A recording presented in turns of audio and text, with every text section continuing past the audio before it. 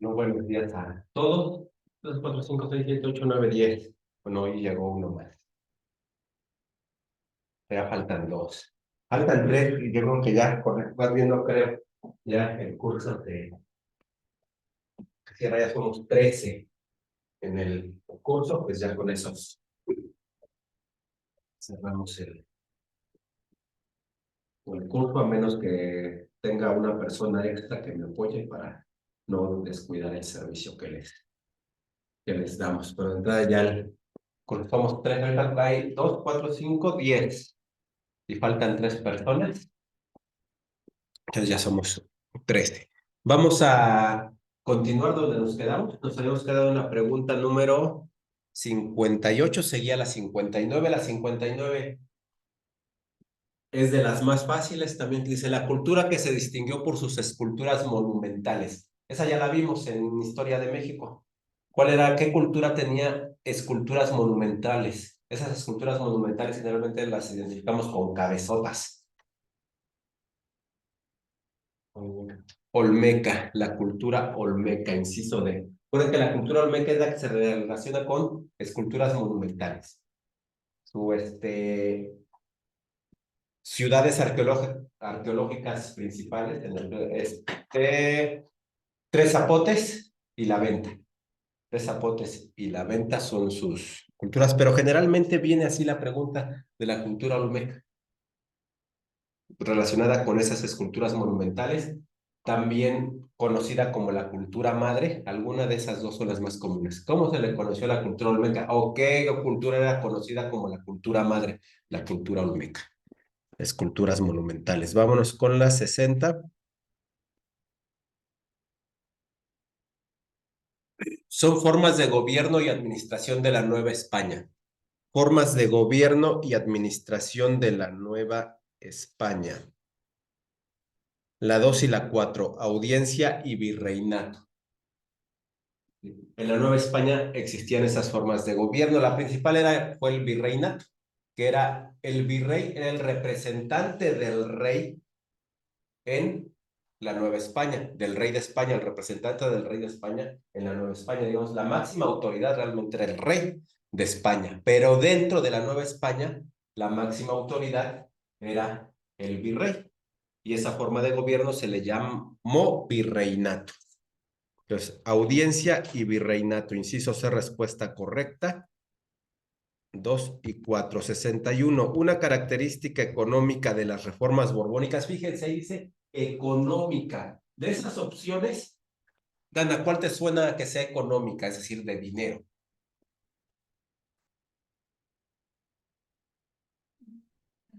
La D, el pago de intereses por préstamos.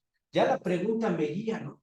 A lo mejor yo ni tengo ni idea de cuáles, ni sabía que existieron reformas borbónicas. Esa se dio también en la Nueva España.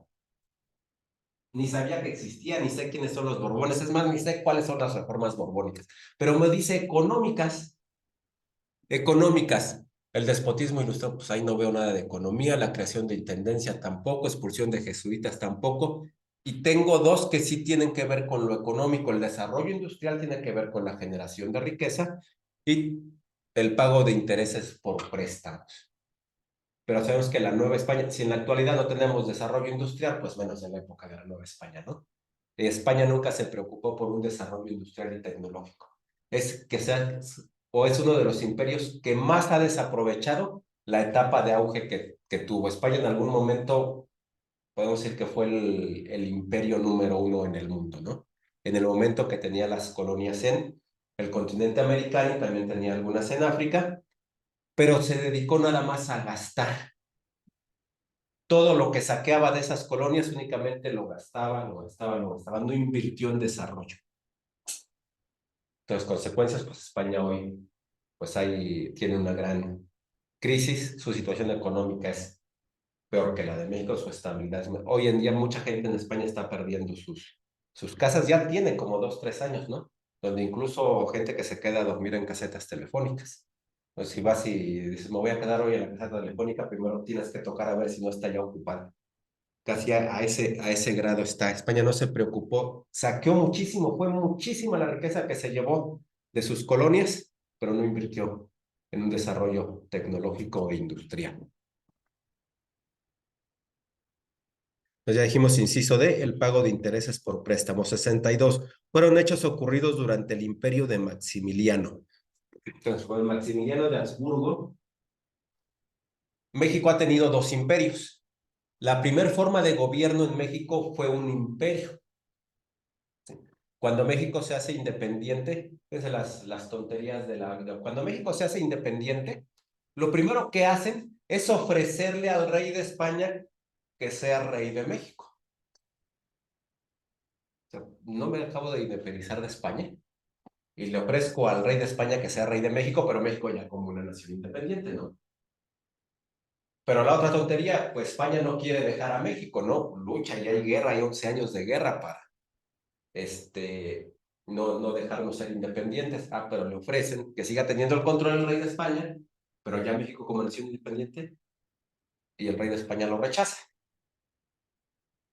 Entonces, Maximiliano Iturbide, que es el que firma el acuerdo bueno, el que dialoga con Vicente Guerrero para llegar a consumar ya la independencia de México, Iturbide representando a los realistas, es decir, al gobierno español, y Vicente Guerrero a los insurgentes, a los que querían la independencia, finalmente llegan a un acuerdo e Iturbide, cuando rechaza el rey de España, Iturbide se nombra emperador. Hay primero un congreso, pero dura muy poquito, lo disuelve y él se nombra emperador de México. Y es el primer imperio mexicano.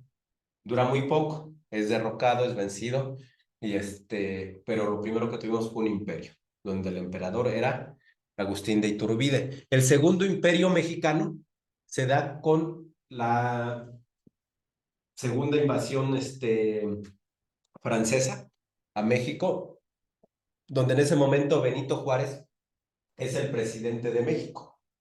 Invade Francia a México, que es el ejército más poderoso del mundo en ese momento, con Napoleón como el máximo líder francés. Invade a México e imponen a Maximiliano de Habsburgo, que era muy ingenuo.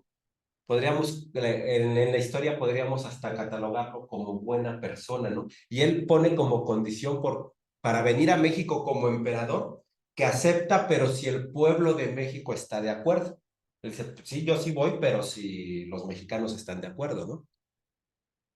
Y le dicen que sí, que los mexicanos están de acuerdo, porque es la parte conservadora, los que están en contra de Benito Juárez, los que quieren traer a un príncipe europeo a gobernar y a que sigan con sus ideas de que la iglesia controle las cosas, que tengan los militares, los religiosos, los ricos protección, ¿sí? Y para eso pues quieren traer a un príncipe europeo que gobierne.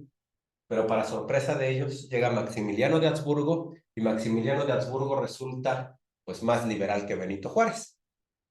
De hecho, Maximiliano de Habsburgo lo podríamos colocar como entre los mejores gobernantes que ha tenido este país. La única, lo malo es que no fue electo por los mexicanos y que fue impuesto, pero fue engañado también porque al final también lo dejaron solo y terminan fusilándolo, ¿no? Porque Benito Juárez jamás deja el cargo, empieza a huir de una ciudad a otra en México y traslada la sede de la presidencia aquí, allá, y digamos que es un momento donde hay dos personas que mandan en el país, ¿no? Benito Juárez y Maximiliano. Los franceses, al ver que pues los mexicanos, los liberales, no ceden y siguen en pie de lucha, pues se van deteriorando, después tienen conflictos en Europa y van dejando cada vez más solo a Maximiliano. También hay conflictos, y también aquí los conservadores, pues ya también como que ya no es tanto el apoyo, porque Maximiliano lo que hace aquí nos dice, fueron hechos ocurridos, reconocimiento de la separación de la iglesia y el Estado. Eso lo había hecho Benito Juárez y eran de las cosas que querían echar para atrás, que la iglesia siguiera interviniendo en el gobierno. Eso era lo que querían y Maximiliano lo ratificó. Entonces, y después querían seguir abusando de los indígenas. Benito Juárez no promulgó ninguna ley favoreciendo a los indígenas. Maximiliano de Habsburgo sí. Promulgación de leyes que favorecían a los indígenas. Entonces salió peor. Maximiliano, o sea, para los conservadores salió peor Maximiliano que Benito Juárez. Entonces, y promoción de la investigación científica. Entonces tenemos que sería la 62, ¿cuál dijimos? 1, 4 y 5, inciso B. 1, 4 y 5, inciso B. Maximiliano de Habsburgo reconoció la separación de la Iglesia y el Estado, promulgó leyes a favor de los indígenas y promovió la investigación científica.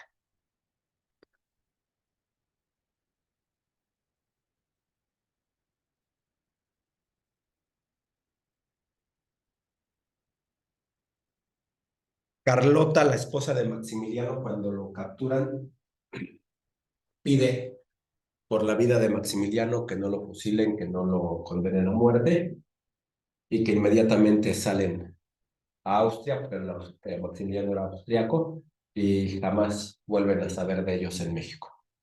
Y Benito Juárez no le perdona la vida.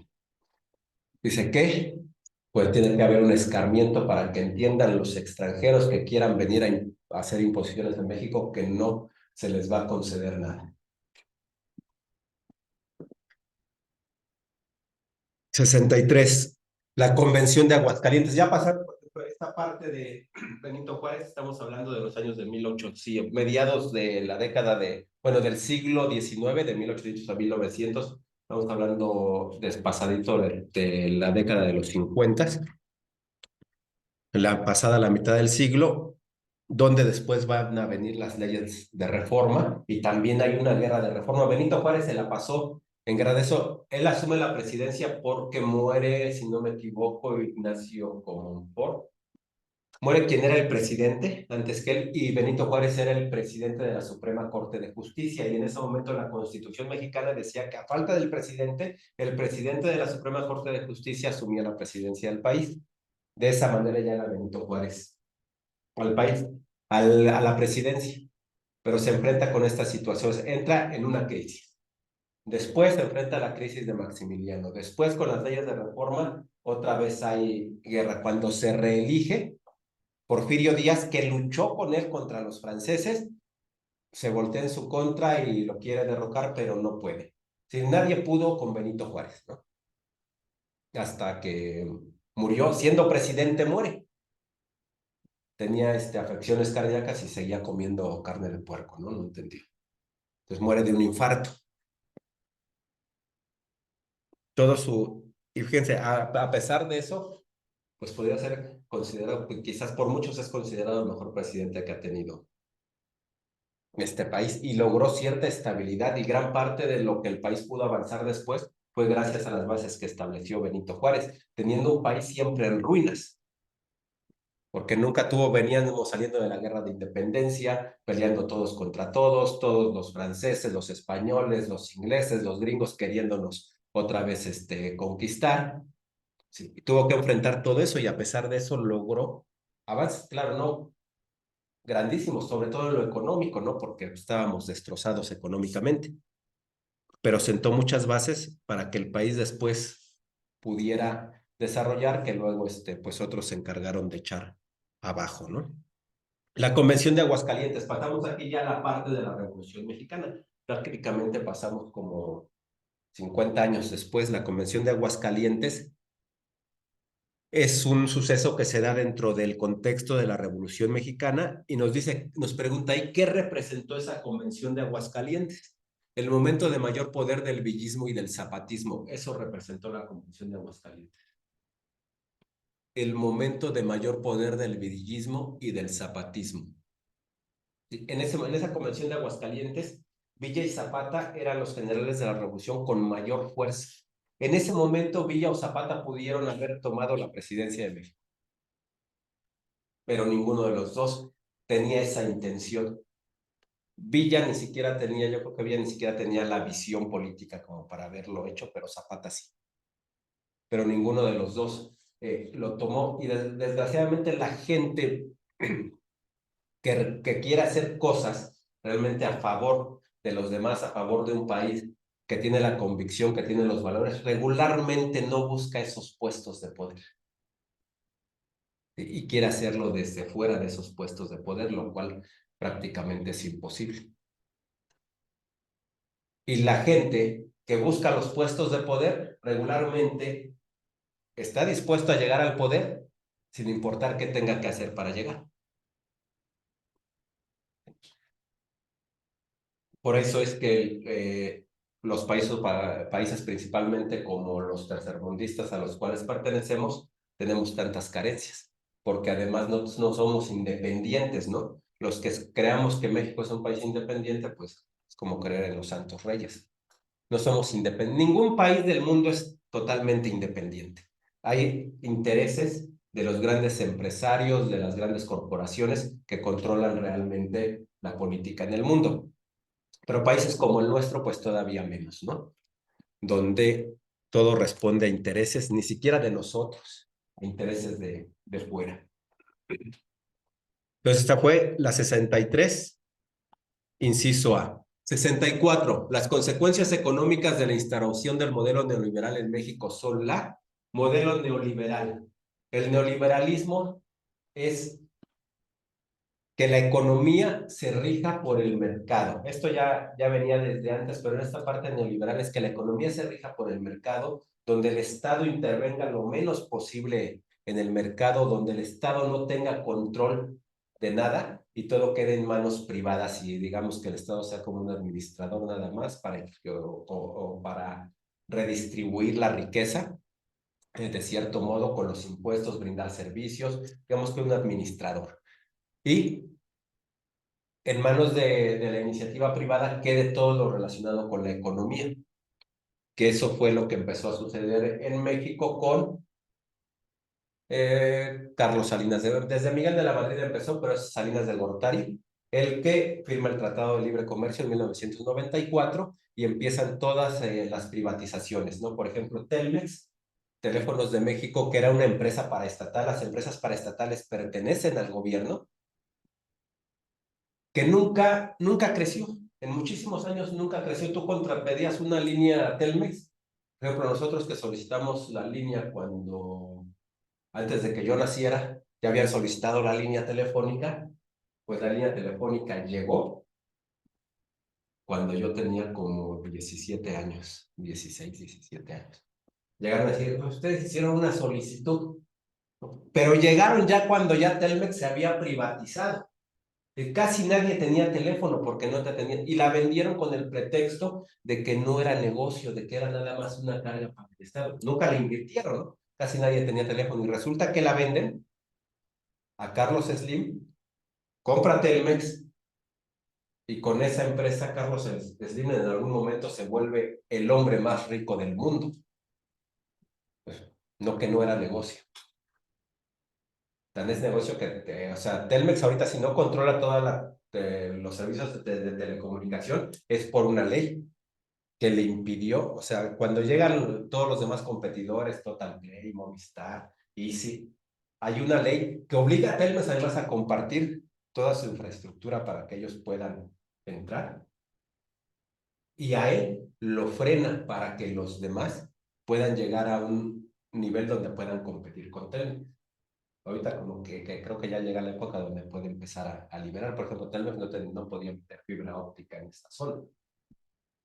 Por eso mucha gente empezó a contratar Total Play e Easy, porque Telmex nada más te daba 10 megabytes, mientras que los demás te pueden dar hasta 100, ¿no? 200.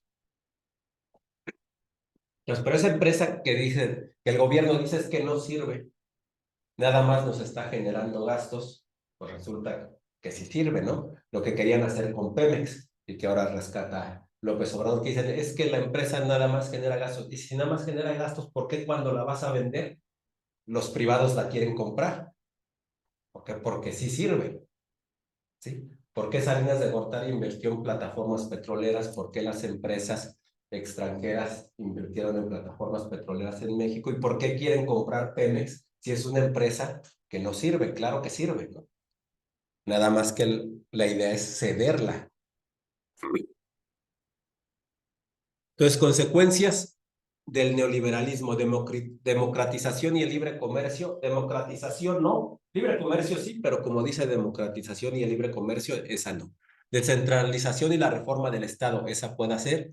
C, privatización y el libre comercio. Esa es. Inciso C, privatización y el libre comercio. Las empresas se privatizan, cada vez menos empresas en manos del Estado, y cederle tu energía a las empresas privadas es ceder tu soberanía. Las empresas privadas no pueden controlar tus recursos naturales, los yacimientos petroleros, los recursos mineros, minerales como el litio, que todo el mundo se está peleando. Por eso fue prácticamente el golpe de Estado en Bolivia, Evo Morales, porque ya tenía planeado negociar el litio de Bolivia con China, cosa que obviamente a los gringos no les hizo gracia, ¿no? Y fue un golpe tan ilegal que hoy todos los que le dieron el golpe de Estado están en la cárcel. Y cuando todos criticaron al gobierno mexicano, a López Obrador, por haber salvado a Evo Morales, extraerlo en un avión del ejército mexicano de Bolivia y traerlo a México para salvarle la vida, y todos lo criticaron, bueno, en algún momento en Bolivia, en los libros de texto, va a aparecer que el presidente de México le salvó al presidente de Bolivia la vida cuando le dieron un golpe de Estado patrocinado por la OEA, encabezada por los Estados Unidos. La OEA ya salió a decir que sí, discúlpenos, nos equivocamos, ya había ganado Evo Morales. Y hoy todos, eso ya no sale en las noticias como salió de forma masiva todo lo demás. Eso ya no sale de forma masiva, ¿no? Y todos los que dieron el golpe de Estado hoy están en la cárcel. Lo cual quiere decir que Evo Morales tenía razón, que López Obrador tuvo razón al irlo a rescatar, ¿sí? Pero lo que importaba no era quien tuviera razón, sino evitar que Bolivia le vendiera el litio a China. Llegamos a la parte de matemáticas. Y ahora sí vamos a usar el pizarrón.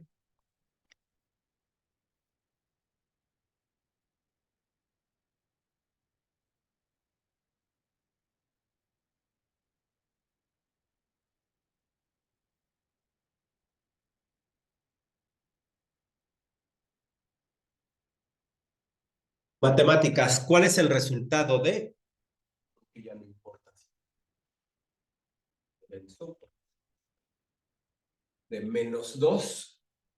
Esto es jerarquía de operaciones. Más 3 por 4. Les puede venir una así de fácil o una alguno un poquito más difícil. ¿Qué nos dice la jerarquía de operaciones? ¿Qué nos dice la jerarquía? -2 más 3 por 4 menos -5 por 8. Sale esto. ¿Qué nos dice la jerarquía de operaciones? La jerarquía, cuando hablamos de jerarquía, es el orden en el que deben, qué va primero, qué va segundo, qué va tercero. Eso se refiere a la jerarquía en cualquier cosa. Jerarquía de operaciones. Primero hacemos las raíces y los exponentes, o raíces y potencias. Después, multiplicaciones y divisiones, y al último, las sumas y las restas. Aquí tenemos sumas, restas y multiplicaciones. Entonces van primero las multiplicaciones. De lo que tenemos sumas, restas y multiplicaciones, ¿qué es lo que va primero? Las multiplicaciones. Entonces podemos bajar todo lo demás como está y vamos haciendo las multiplicaciones. Este no está multiplicando y como lo bajo como está, -2. Ahora, más, no hago 2 más 3, 5 y luego por 4, 20. Eso es un error. Y ahora la multiplicación, porque primero son las multiplicaciones. 3 por 4, 12. Ahí está, más 12. Hice mi multiplicación. Esta es una multiplicación de signos. La puedo hacer menos por menos, me da más. Recuerden que en multiplicación y división, signos iguales nos dan positivo y signos diferentes nos dan negativo. Es decir, menos por menos más por más, menos por más menos y más por menos menos. Lo mismo en división. ¿Sí? Signos iguales nos dan más, signos diferentes nos dan menos. Y luego ese 5 está multiplicando al 8.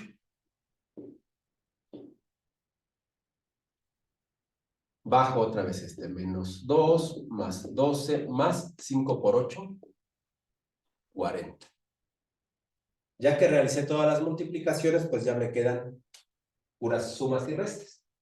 ¿Qué voy a hacer cuando ya me quedan puras sumas y restas? Todos aquellos que se estén sumando los voy a juntar. ¿Cuáles están sumando? Este 12 y este 40. ¿Y cuánto me da 12 y 40? 52. Y todos los que se estén restando los voy a juntar, pongo mi signo de resta y junto todos los que se están restando. En este caso solamente es el 2. Y 52 menos 2 nos da 50. ¿Dudas? Y entonces nuestra respuesta sería 50, que es el inciso B.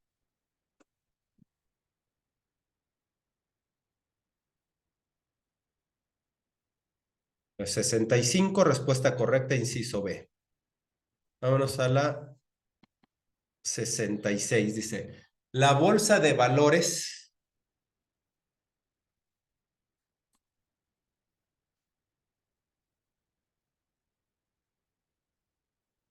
La bolsa de valores inició sus actividades de la semana con 28 puntos. El lunes ganó 15 puntos, el martes perdió 12, el miércoles perdió 16, el jueves ganó 40 y el viernes perdió 18. ¿Con cuántos puntos cerró la semana? Pues esta también está muy sencilla, ¿no? De hecho, está más sencilla que esta. ¿Con cuántos puntos cerró la semana? Vamos a anotar. Empezó con 28. Y luego dice que el lunes perdió 15. 28 ganó, perdió. Tenía 28, perdió 15. El martes perdió 12. El miércoles perdió 16. El jueves ganó 40. Y el viernes perdió 18. ¿Sí fue tanta pérdida? El lunes ganó. Y nadie me dice nada que estoy leyendo. El lunes ganó, no perdió. El martes sí perdió 12, el miércoles perdió 16, el jueves ganó 40 y el viernes perdió 18. Dale, ahí está. Entonces, incluso esa la podemos ir haciendo así como va, ¿no? Ir restando lo que perdió e ir sumando lo que ganó, ¿no? Aquí los positivos, no los junto. Tengo 8 y 5, 13, llevamos una, 2 y 4, 6, y una 7 y una que llevábamos 8. Y le voy a restar estos de acá. 8 y 6, 14 y 2, 16, llevamos una, 1, 2, 3 y una 4. 83 menos 46. 6 para 13, 7, llevo una, 5 para 8, 3. Cerró con 37 puntos. Vamos a ver.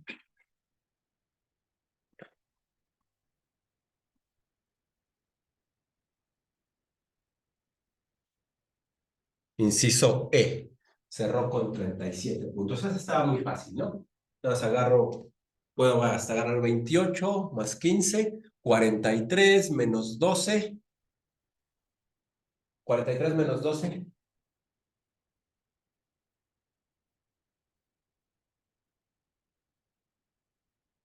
43 menos 12, 31.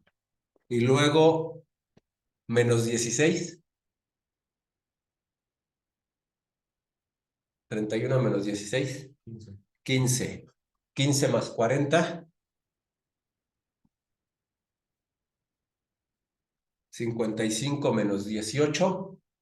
37, que fue nuestro resultado, ¿no? Entonces lo podemos haber hecho también así, ¿no? En el orden en el que van apareciendo, inciso, es 67. En un grupo de 50 alumnos, el 30% aprobó el examen de matemáticas. ¿Cuántos alumnos reprobaron el examen?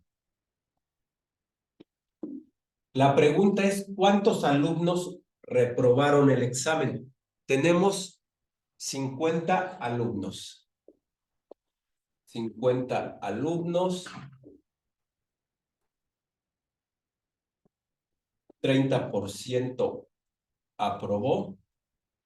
Y la pregunta es, ¿qué porcentaje? No, ni siquiera es qué porcentaje, es cuántos alumnos. Alumnos que reprobaron.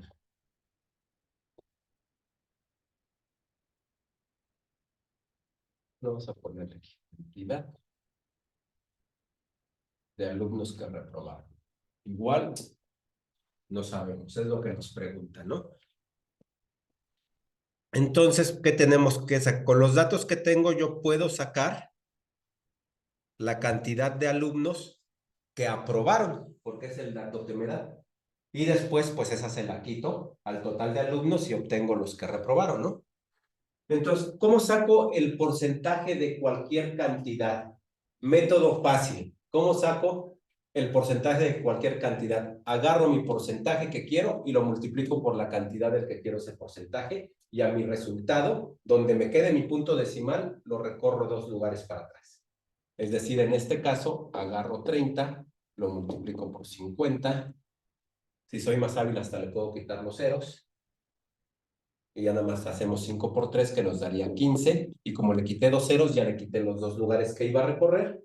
Y el resultado, el 30% de 50 es 15. Y 15 se lo quito a 50 y entonces reprobaron 35. Esa es la forma, esa hasta mentalmente es 5 por 3, 15, 50 menos 15, 35. Pero vamos a hacerlo completo.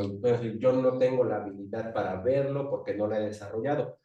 Recuerden que lo que no saben, lo que no hacen y lo que no son, es porque no lo han aprendido. Si no, hay cosas que no puedan hacer.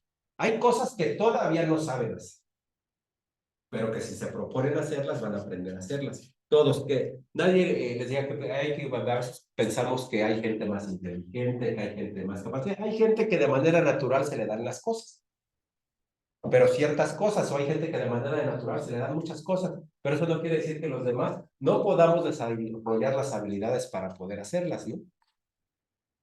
Entonces, lo que no pueden hacer ahorita es porque no lo han aprendido.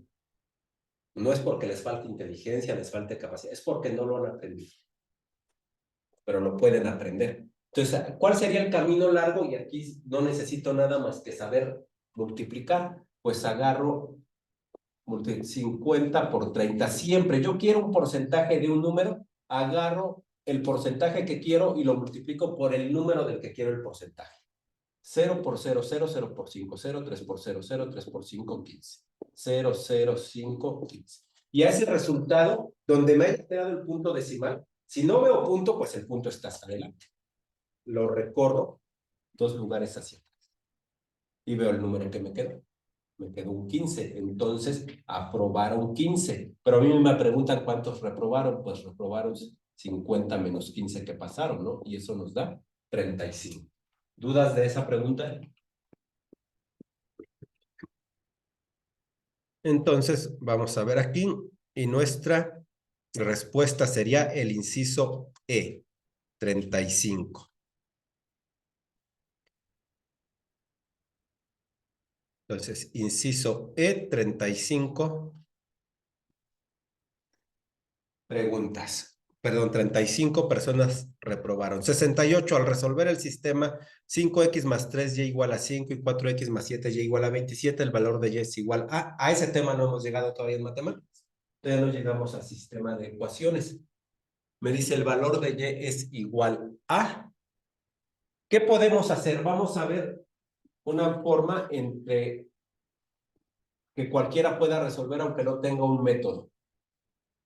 ¿Qué tenemos que saber? Lo que tenemos que saber sí ya lo vimos, porque dijimos que para resolver una ecuación, cualquier ecuación la que sea, tenga una variable, 2 variables, 3, sea de primer grado, de segundo grado, tercer grado, lo que sea, de lo que se trata es encontrar los valores de las variables que intervienen para que la igualdad sea cierta. Es decir, si yo tengo 2x más 3 igual a 13, ¿qué tengo que hacer? Pues encontrar el valor de x para que sea cierto que 2 veces x más 3 me da 3. Eso es lo que tengo que hacer en cualquier ecuación, encontrar el valor de las variables que aparecen ahí para que la igualdad sea cierta. Aquí me dice 2 veces x más 3 es igual a 13. Entonces, ¿cuánto tiene que valer x? ¿Cuánto? 5, ¿no? 2 por 5, 10, más 3, 13. De eso se trata cualquier ecuación. Claro, no todas son tan fáciles de ver, ¿no? En otras tengo que seguir un método. Pero en este tipo de exámenes donde me dan opciones, pues si sé de lo que te trata, ya la hice, porque yo a lo mejor no sé un método, no me acuerdo de ningún método para resolver las ecuaciones, pero me piden el valor de y únicamente. Pues no importa, yo puedo agarrar el primero que es Si yo agarro 5x menos 3, voy a colocar las ecuaciones para luego poderme presentar. Las ecuaciones son 5, creo que aquí no alcanza, 5x menos 3y igual a 5. Y 4x más 7y. La de arriba también es más. 5x más 3y igual a 5 y 4x más 7y igual a 27. Sale, esas son nuestras dos ecuaciones. Incisos A es menos 5, en B menos 2, C es 0, D es ¿cuánto? 2 y E 5. Sale, esas son mis opciones. Estos, recuerden que me están preguntando el valor de Y. ¿Qué hago con eso si no me acuerdo de ningún método, pero yo ya sé de qué se trata, ¿no?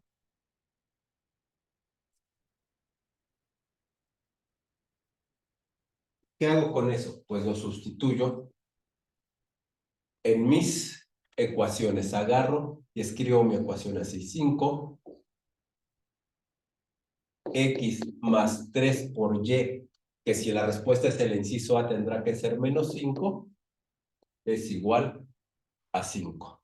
Entonces tengo 5x más por menos menos 15, es igual a 5. Y ahí ya puedo ver cuánto vale x. ¿Por qué? Porque este tendría que valer ¿cuánto? 20, ¿no? Esto tendría que ser 20. Para que cuando yo le quite 15, me dé 5. Y para que esto valga 20, x tiene que valer 4. ¿Sí? Entonces yo ya tengo que si y vale menos 5, aquí x debe valer 4. Pero la x y la y tienen que valer lo mismo en las dos ecuaciones. Así es que voy a probar si yo pongo 4 por x, que yo sé que vale 4, porque ya lo obtuve aquí arriba, pero aquí abajo debe de valer lo mismo, porque es un sistema de ecuaciones. Luego más 7 por y, que puse que era el menos 5 igual a 27. Si eso es cierto, esta es la respuesta correcta. Si no, me paso al otro inciso. 4 por 4, 16, más por menos, 7 por 5, 35, igual a 27. Recuerden que si a un número le quito otro que es más grande que él, el resultado va a ser negativo. 16 menos 35, hago mi resta normal, pero el resultado va a ser negativo. ¿Sí? Si yo hago 7 y 6 me da 13, no termina en 5, así es que ese no es, ¿no? ¿Sí? 30 yo, si quiero lo hacemos 35 menos 16, pero el resultado va a ser negativo porque el que estoy quitando es más grande. 6 para 15 son 9 y llevo una, no es, ¿no? No es cierto, aquí sería 1. 19. No ese es el resultado porque no me dio el 27 que necesito. Es más, ya sin hacerla, yo veo que este resultado va a ser negativo, ¿no? 16 menos 35 va a ser un negativo y yo necesito un positivo del otro lado. Entonces, esa no fue. Inciso A no fue. Me voy al menos 2. Hago lo mismo. 5x más 3 por menos 2 igual a 5. 5x más por menos me da menos 6 igual a 5. Este 5x, entonces, ¿cuánto tiene que valer? Tiene que valer 9, ¿no? No es cierto. 11. Para que cuando yo le quite 6, me dé 5. Quiere decir que 5x tiene que ser igual a 11. Entonces x es igual a 11 quintos. No creo que esa sea la solución, pero pues vamos a probar acá. 4 por x, que vale 11 quintos, que fue el que encontré, más 7, que ahora, como estoy con el inciso B, vale menos 2, tiene que ser igual a 27. 4 por 11, cuando multiplico un entero por una fracción, es nada más el entero por el de arriba y el de abajo se queda. 4 por 11, 44 quintos, más por menos, 14 igual a 27. Resto una fracción menos un entero. Multiplico este por el de abajo. 14 por 5 son 70. Voy a tener 70, no, 5, 5, sí, 70. 70 quintos. A 44 le voy a quitar 70, me saldría negativo también y yo necesito un positivo de aquel lado.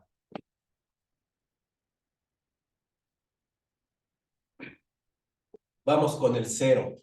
Cuando y vale 0, 5x más 3 por 0 igual a 5. Entonces 5x, 3 por 0 es 0. Igual a 5, entonces x vale 1. 5 por 1, 5. Me voy a la otra ecuación. 4 por x, que descubrí que vale, si y vale 2, aquí arriba si y vale 0, perdón, x vale 1. Lo mismo debe pasar abajo, 1 y 0. 4 por 1 más 7 por 0 igual a 27, no es cierto. Esto me da 0 y 4 por 1 son 4. Vale, entonces, inciso C. Me voy a brincar a E a ver si es el E. 5x más 3 por y, en el y vale 5. Por 3 por 5 igual a 5. 5x más 3 por 5 son 15 igual a 5. Decía, pero ¿cómo? Este tiene que ser negativo. Este tiene que valer menos 10. Menos 10 más 15 me quedan 5. Que es como hacer 15 menos 10. Entonces, si yo necesito un menos 10, 5 por cuánto me da 10? El 2, ¿no? Pero, como es negativo, mi x tiene que ser negativa. Más por menos, menos, y 5 por 2, 10. X vale menos 2. Vamos abajo a ver si funciona. 4 por x que vale menos 2, más 7 por y que vale 5, tiene que ser igual a 27. 4 por menos 2, menos 8. Más 7 por 5, 35. 35 menos 8, 27. Ahí está, es el inciso E. Es un procedimiento largo. Porque, bueno, a menos que el primer inciso sea la respuesta, ¿no? Porque si es el último, voy a pasar por todos. Pero si sé sumar, restar, multiplicar, la voy a sacar. ¿Qué tengo que saber? Que tengo que encontrar estos valores para que esto sea cierto y este también. Y que esta X de aquí vale lo mismo que esta de acá y esta de aquí vale lo mismo que esta de acá. ¿Dudas? Vámonos con el método. Voy a borrar esto. Ya vimos que es el inciso E, ¿verdad? Vámonos con el método. Yo puedo despejar una variable de cualquiera de las dos o la misma variable en las dos. Vamos a despejar de aquí, vamos a despejar a x de las dos. Entonces, a esta le voy a poner ecuación 1, a esta ecuación 2. Despejando x en 1. ¿Cómo despejo una variable? Esa variable la voy a dejar solita, x. ¿A qué va a ser igual? Lo último que voy a pasar, todo lo demás lo voy a pasar del otro lado. Lo último que voy a pasar va a ser lo que esté pegadito a mi variable, que lo está multiplicando. Voy a empezar a pasar lo demás y empiezo a escribir lo que ya está de aquel lado. El 5 ya está de aquel lado. Esta 3y está sumando. ¿Cómo pasa del otro lado? Restando. Acuérdense que cuando paso términos de un lado a otro del signo igual, pasan haciendo la operación contraria. No cambiamos el signo, es operación contraria. Está sumando, pasa restando, está restando, pasa sumando, está multiplicando, pasa dividiendo, está dividiendo, pasa multiplicando, está como raíz, pasa como exponente, está como exponente, pasa como raíz. Entonces tenemos 5 menos 3y. Y luego, este 5, ¿qué le está haciendo a la x? La está multiplicando. Pasa del otro lado, dividiendo. Eso es lo que vale x en esta ecuación 1. Ahora, despejando a la misma, este es uno de los métodos, despejando a x en 2. Pues agarro otra vez mi x, va a ser igual al 27, que ya está de ese lado. Estos 7 ya que están sumando pasan restando, y este 4 que multiplica la x pasa dividiendo. Y como esta x y esta x tienen que valer lo mismo, ahora igualo estos dos valores. Igualamos los despejes. Entonces, agarro lo que vale x aquí en el primero, y fue 5x menos 3y entre 5. Y tiene que ser igual a esta x de acá, pero esa x vale 27 menos 7y entre 4. ¿Qué hacíamos en este caso? Ya esas ecuaciones ya las vimos. Ecuaciones de primer grado ya las vimos. ¿Qué le pasa a ese 5 y ese 4? ¿Qué les hacemos? Se multiplican. ¿El 4 dónde lo multiplico? Entonces tendríamos 4. Este está aquí dividiendo, pasa para acá multiplicando al 5 menos 3y. Igual, y este 5 que divide acá pasa multiplicando lo de aquel lado. 5 por 27 menos 7y. Luego hacemos las multiplicaciones. 4 por 5, 20, más por menos, menos, 4 por 3, 12, y la y que no tengo con qué multiplicarla, pasa como esta. Igual a 5 por 27, 5 por 7, 35, 5 y llevo 3, 5 por 2, 10 y 3, 13, 135, más por menos, menos, 5 por 7, 35, y. Ahora, ya que hice las multiplicaciones y que tengo puras sumas y restas, todo lo que tenga y de un lado y todo lo que no tenga y del otro lado. ¿Sale? Entonces, ¿qué empiezo? Con lo que ya tiene y del lado izquierdo y lo bajo tal y como está. Están restando estas 12 y, así las bajo. Estas 35 ya que están restando, las voy a pasar del lado izquierdo, están restando, pasan, sumando. Y esto es igual a lo que no tenga y. Voy a empezar bajando lo que ya está, perdón, lo que ya está del lado derecho, que es 135. Y luego lo que no tiene y de este lado es el 20, que está sumando, pasa restando. Hago las operaciones que me quedaron. A 35y le quito 12y. ¿Cuánto me queda?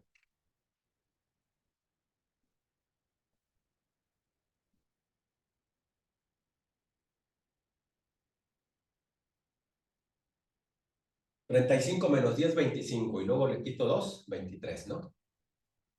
¿Sí? 35 menos 10, 25. Y luego le quito otros 2. Me quedan 23. De esa manera podemos hacer operaciones más rápido. La gente que hace operaciones muy rápido lo hace de esa manera. Una factorización mental o segmentamos de manera mental, ¿no? Es más fácil quitarle 10 y luego 2 que quitarle los 12 mentalmente. 25 le quito 10, 35 le quito otros 2, 23. 23y igual a 135 menos 20. A 135 le quito 20, me quedan 115. Entonces, finalmente mi y solita es igual al 115 y el 23 que está multiplicando a la y pasa dividiendo. Y hago esa división. Recuerden que una fracción es una división. Y si es exacta, la hago. Siempre voy a verificar si es exacta la división. Si no es exacta, voy a dejar la fracción. Y si se puede princificar la fracción, la princificamos. Y si no, así se queda. En este caso, debe de ser exacta porque ya sabemos que lleva el 5, ¿no? 115 entre 23. Y debe de ser 5. 5 por 3, 15. 5 y llevo una, 5 por 2, 10 y una 11. 115 menos 115, 0. Ahí está. Entonces, y vale 5. Que ya lo sabíamos. ¿Por qué despejé a X? Porque el que me estaban preguntando era Y. Si me hubieran preguntado X, hubiera tenido que despejar a Y. Y si me preguntaran las dos, pues una vez que encuentro, si me preguntaran las dos, da lo mismo a la que despeje. Pero una vez que encuentro el valor de esa, de la que ya encontré, me regreso a cualquiera de estas dos. Y tendríamos que X es igual a 27 menos 7y, pero y vale 5. Entonces ya escribo el valor de y entre 4. Y entonces X es igual a 7 por 5, 35. 27 menos 35 me da menos 8. 27 menos 35 menos 8 entre 4. Menos entre más me da menos y 8 entre 4 es 2. X vale 2. Bueno, menos 2, perdón. X vale menos 2. Ya vale 5, X vale menos 2, que es lo mismo que habíamos encontrado cuando sustituimos todos los incisos. ¿Dudas? ¿No?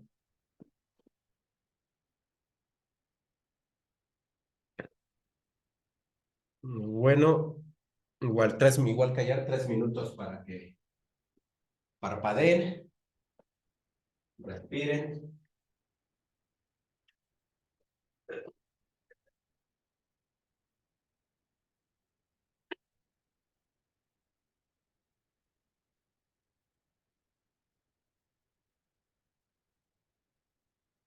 La próxima semana les voy a dar la guía impresa con todos los temas para que también en sus escuelas no se cansen de estarles diciendo a los maestros que les ayuden. Porque es su trabajo, ya que nos ayúdenme al que sea, al de inglés, pregúntenle de química, a todo, al que sea, a todo aquel que les pueda ayudar, pues, es su trabajo. Pero mejor ayuden, me puede explicar dudas que tengan, ¿no? Pues tienen que prepararse y ellos tienen que entender que ahorita la prioridad, pues es que ustedes obtengan un lugar en la escuela que quieren, ¿no?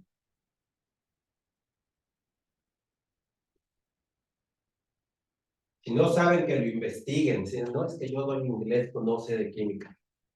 No, pues póngase a estudiar y ayúdenme.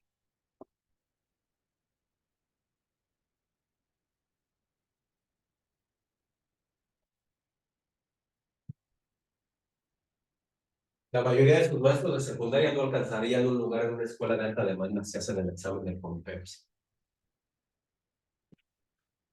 La mayoría saca menos del 80 ciertos.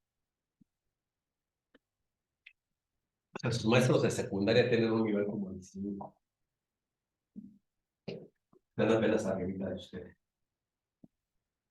Si hacen el examen del COMPEPS. No porque sean tontos, porque no estudian.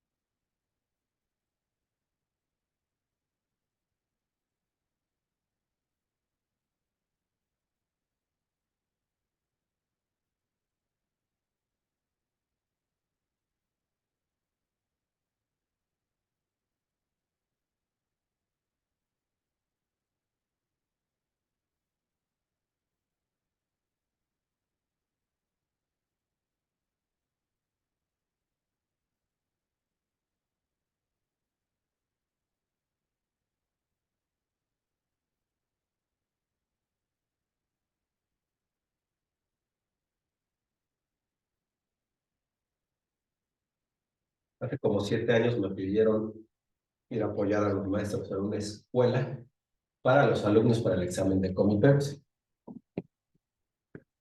Y resulta que les llevé sus... Luego que no les conseguía exámenes, ¿no? Cuando los exámenes están ahí en línea y cualquiera puede acceder, les llevé los exámenes. Más de luego, les instalé en las computadoras un simulador de la COMPEPS. Y luego ya que está todo, me preguntan que si no tengo la clave de respuestas. Pues, tú no te sabes las respuestas, o ya por lo menos por vergüenza no te pones a investigarla. Y no la respuesta de ustedes para poderlas, cuando los sabes que los alumnos estaban bien, estaban. No, pues, ¿qué no les das tú clases? No sabes si están bien, o te la paso que a lo mejor de la 128 además vamos a exagerar, que no te sepas. Pero si no te las sabes, las investigas, ¿no? Yo soy el encargado de dar la clase, de dar el curso. Si el encargado de que aprendas no sabe, ¿cómo vas a aprender?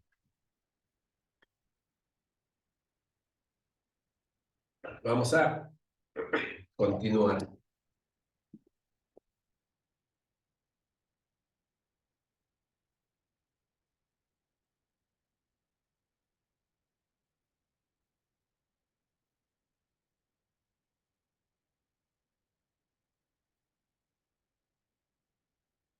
Vamos con la siguiente pregunta. No, ese ya quedó, 69. Otro tema que no hemos visto en mate. La factorización del binomio 4a cuadrada menos 9b cuadrada es. Esta es muy común. Esa se llama diferencia. Así como esta se llama diferencia de cuadrados. La voy a escribir. Nos piden la factorización. Factorizar.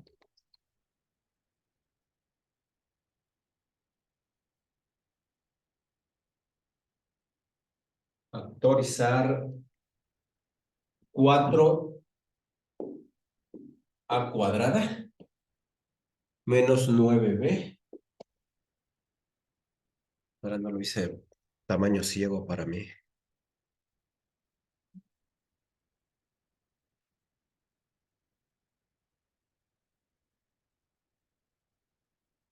4a cuadrada menos 9b sexta. O 9b a la 6. De hecho, lo correcto es 9b a la 6. 4a cuadrada menos 9b a la 6. Eso se llama diferencia de cuadrados. Cuando tengo dos términos que se estén restando y me pidan factorizarlo, regularmente se va a tratar de una diferencia de cuadrados. ¿Y qué hacemos para factorizarlo? Agarramos el primero y le sacamos raíz cuadrada. Recuerden que la raíz cuadrada es encontrar un número que multiplicado por sí mismo me dé ese del que quiero la raíz cuadrada. Yo quiero raíz cuadrada de 4, el número que multiplicado por sí mismo me da 4 es 2. Y la raíz cuadrada de un exponente, es decir, si yo tengo a la n, la raíz cuadrada no pongo nada aquí afuera. Si no tiene nada aquí afuera, es raíz cuadrada. Si tiene esto así, es una raíz cúbica, y si tiene un 4, es una raíz cuarta.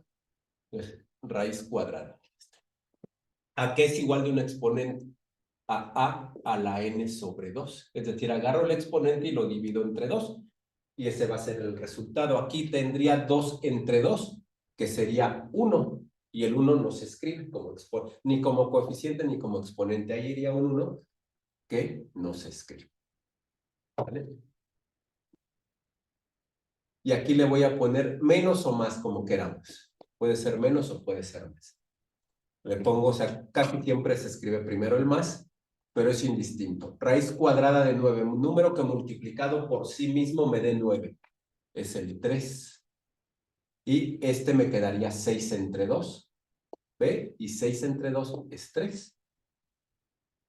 Ya que hice eso, lo multiplico por lo mismo, pero si aquí se estaban sumando, acá se van a estar restando. Y si aquí los puse restando, pues acá los voy a poner sumando. Y esto así como quedó se llaman binomios conjugados. La multiplicación de binomios conjugados me da una diferencia de cuadrados. Y si factorizo diferencia de cuadrados, me da una multiplicación de binomios conjugados. Entonces vamos a buscar ¿cuál es? La C. Sí, ¿verdad? Sí, es el inciso C. 2a más 3b cúbica por 2a menos 3b cúbica. ¿Dudas? Y ese lo usan mucho. A alguien le va a salir una factorización de ese tipo. Ya sea que tengan que hacer esta multiplicación y lleguen a esto, o al revés, que de esto lleguen a esto. A alguien le va a salir. Usan mucho los binomios conjugados o la diferencia de cuadrados. 70. El costo de X metros de tela se calcula mediante la fórmula C igual a 3X. Así 2 metros tienen un costo de 6 y 5 metros de 15. La gráfica que interpreta esta relación es, pues muy fácil. Si yo no me la sé, si así nada más de que me la den, no la veo, ahí ya apareció la respuesta. La respuesta es el inciso C. Inciso C, pero si no la veo a simple vista, pues ¿qué necesito saber para poder hacer mi gráfica? Pues nada más saber que ese tipo de gráficas de X de funciones las hago en un plano cartesiano X y Y. Estamos con la pregunta 70. Esta sí la voy. Estamos con la pregunta 70. El costo de X metros de tela se calcula mediante la fórmula C igual a 3X. Así 2 metros tienen un costo de 6 y 5 metros de 15. Pues, ¿cómo va a quedar mi tablita? Tengo aquí X y acá tengo mi costo, ¿no? O metros tela. Si tengo 2 metros, me dicen que cuesta 6 y si tengo 5 metros, cuestan 15.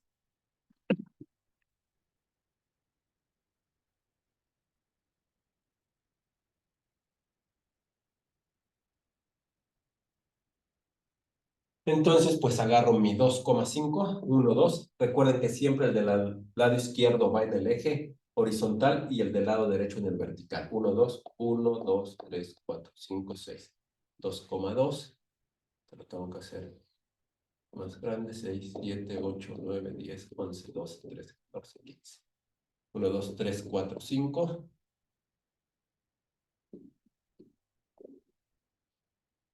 Y ahí está. Pasa por el cero, porque si tengo 0 metros, pues voy a pagar 0 pesos, ¿no? Si no compré nada, pues no pago nada. Y esa es mi gráfica, que es una línea recta que pasa por el cero. Y ahí está el inciso C. ¿Dudas? Es un tema que tampoco hemos visto todavía, gráfica de funciones. Pero es muy fácil, ya vemos que es muy sencillo. Pero la mayoría de los temas no los hemos visto, obviamente nos queda todavía 5 meses de curso prácticamente. 71. Las calificaciones que obtuvieron 10 alumnos en su examen final de matemáticas son 8, 5, 9, 6, 5, 6, 7, 6, 10, 6. La moda de esta muestra es, recuerden, medidas de tendencia central en estadística. ¿Cuáles son las medidas de tendencia central? Son la moda, la mediana y la media aritmética o promedio. Moda, mediana y media aritmética o promedio. La moda es el dato que más se repite. De una serie de datos, el que más se repite, esa es la moda. Es muy fácil. Si me preguntan la moda, nada más veo cuál es el que más se repite. Entonces, de aquí, ¿cuál es el que más se repite? El 8 aparece una sola vez, el 5 una, dos veces, el 9 una sola vez, el 6 3, 4 veces, es el 6, ¿no? La moda es el 6, inciso B. ¿Cuál es la moda? Me preguntan la moda, agarro mis datos y veo cuál es el que más se repite y esa es la moda. Entonces, inciso B, 6. El promedio o media, ahorita no les voy a hablar de la mediana, porque aunque es sencillo, la explicación no es tan sencilla como la de la moda, que nada más es agarro lo que más se repite y esa es. Y media aritmética o promedio, pues es lo que hacen ustedes con sus calificaciones, ¿no? Sumo todos los datos y lo divido entre el total de datos. Por ejemplo, llevo 10 materias, sumo mis 10 calificaciones y lo divido entre 10, ¿no? Y ese es mi promedio. Eso es la media aritmética o promedio. Y la moda, lo que más se repite, que son temas que todavía vamos a ver. En una urna se encuentran 8 bolas de tamaño idéntico, pero de diferente color: rojo, azul, verde, blanco, negro, gris, amarillo y café. La probabilidad de sacar de la urna una bola roja es igual, está muy fácil. ¿Cuál es la probabilidad? Si tengo 8 bolas, me dice que hay 8 bolas de tamaño idéntico, pero color distinto. Todas son de distinto color, ahí me dicen los colores y todas son distintas. Y me dicen la probabilidad de sacar una bola roja. Pues muy fácil. La probabilidad estándar es igual a eventos favorables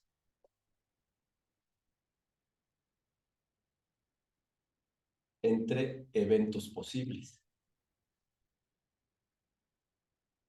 ¿Cuáles son los favorables en este caso?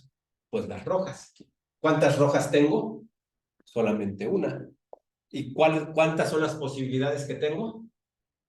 8, porque yo meto la mano y tengo 8 posibilidades, ¿no?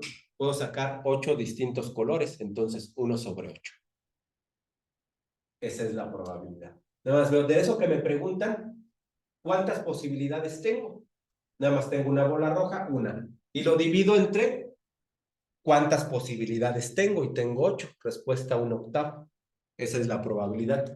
Si no viniera así, lo sacamos en decimal, hacemos el 1 entre 8. Bueno, esa es de 0.125. 1 entre 8 es 0.125. Hacemos 1 entre 8. El 8 en el 1 cabe 0 veces. Como ya no tengo nada, pongo un punto. Un 10, el 8 en el 10 cabe una vez. 8 por 1, 8, para 10, 2, bajo un 0, el 8 en el 20 cabe 2 veces, 8 por 2, 16, para 24, bajo un 0, 8 por 5, 40, para 40, 0, 0.125. Y también puede venir como porcentaje, que también puede ser igual al 12.5%. Como porcentaje, una vez que tengo el decimal, si lo quiero en porcentaje, recorro mi punto 2 lugares a la derecha y tengo mi porcentaje. En este caso venía directo, ya como un octavo, así como lo obtuvimos, venía, pero si no, viene en decimal, y si no viene en decimal, viene en porcentaje. Bien, aunque no las habíamos visto, serán muy fáciles esas dos preguntas, ¿no? En un triángulo rectángulo, la hipotenusa mide A unidades y los catetos miden B y C respectivamente. Si B igual a C, entonces sus ángulos agudos miden cada uno. Triángulo rectángulo.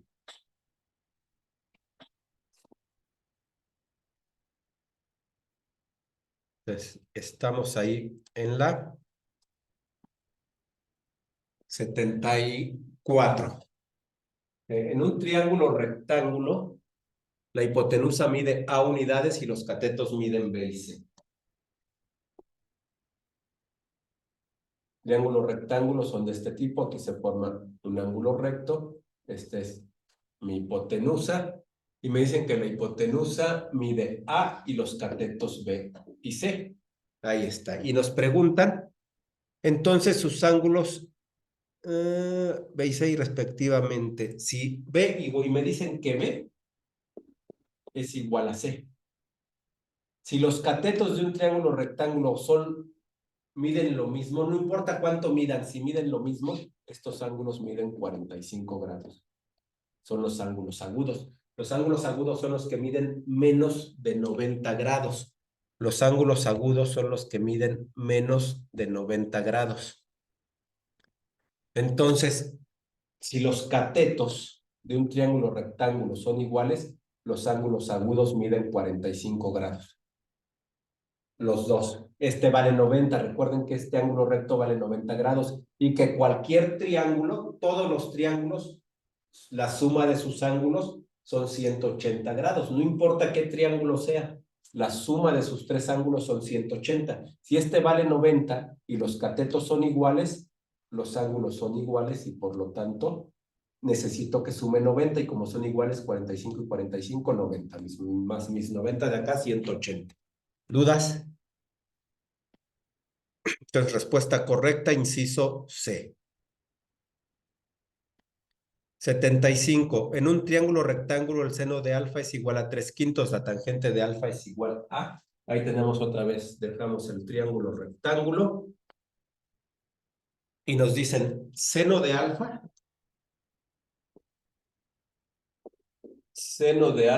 igual a 3/5. El seno es igual al cateto opuesto sobre la hipotenusa. Ese es el seno de un ángulo en un triángulo rectángulo. No está. Si ahí me dan, este es alfa. El cateto opuesto es el que está, a esos no están fijos.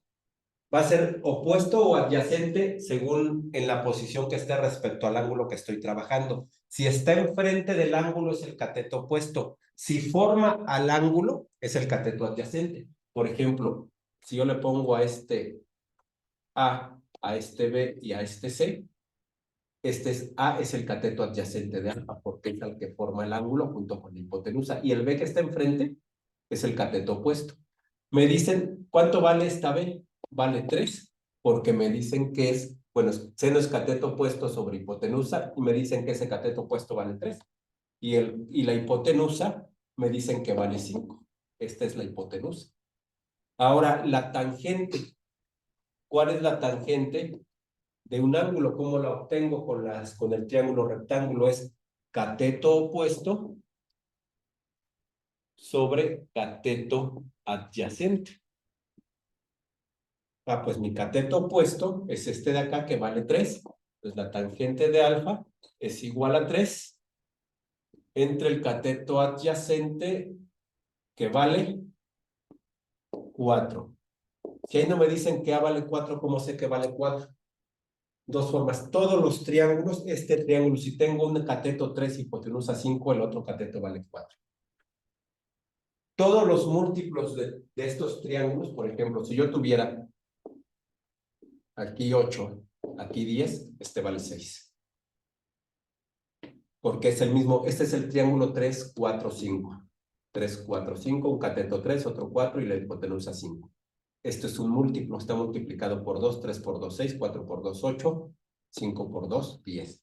Si yo tengo aquí un 25 y aquí tengo un 20, ese 25 es el 5 multiplicado por 5. Este es el 4 multiplicado por 5, 3 por 5, 15, se vale 15. Me puedo aprender eso y me evito estar haciendo operaciones. Pero si no, me acuerdo de eso, teorema de Pitágoras. Me dice que la hipotenusa, es decir, este lado al cuadrado, es igual a la suma del cuadrado de los catetos. Agarro la hipotenusa, la elevo al cuadrado y es igual a agarrar este cateto, elevarlo al cuadrado, más este otro cateto elevado al cuadrado. Entonces yo sabía que la hipotenusa que valía 5, entonces será 25, igual al cateto opuesto de arriba, que es 3, al cuadrado 9, más b cuadrada, que no sé cuánto vale. Despejo b cuadrada, 25. Este 9 está sumando, pasa restando. Este cuadrado, dijimos que lo contrario del exponente era la raíz, igual a b. 25 menos 9, 16, raíz igual a b, y la raíz de 16 es 4, igual a b. Porque 4 por 4 me da 16. Ese es un tema que no hemos visto, que lo vamos a ver. Ahorita es una ligera explicación para resolver el problema, y es el inciso C, que son 3/4. 76. ¿Cuál es el volumen de un cubo de 10 centímetros de lado? ¿Cómo obtengo el volumen de un cubo? Lado por lado por lado. Lado por lado por lado. Me dice que tiene 10 centímetros por lado. Entonces es 10 por 10 por 10. 10 por 10, 100 por 10, 1000. Entonces tenemos 1000 centímetros cúbicos. Inciso E, la respuesta correcta. Volumen de un cubo, lado por lado por lado. Me dicen que su lado vale 10. 10 por 10 por 10. Y eso me da 1000. Y las unidades son cúbicas, 1000 centímetros cúbicos. En el volumen, las unidades son cúbicas. Si es que estoy hablando de centímetros, kilómetros, metros, decímetros, son al cubo. Otra manera de medir el volumen, pues es en litros, ¿no? Y ahí sí ya no le pongo al cubo. Si pongo 10 litros, ya nada más pongo 10 litros y ya. Pero en su examen regularmente va a venir así en unidades cúbicas, porque van a ser centímetros, metros, kilómetros, milímetros, y esos sí van elevados al cubo. Entonces, inciso E, respuesta correcta.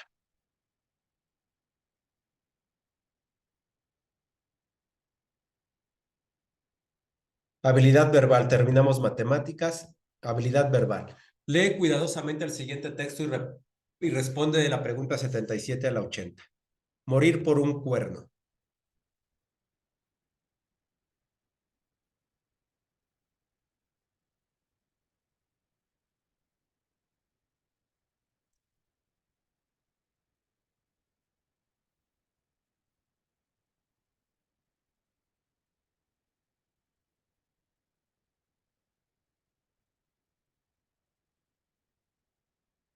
Morir por un cuerno. La caza furtiva por su cotizado cuerno casi borra del mapa a este animal de prehistórico aspecto, uno de los más simbólicos de la fauna africana.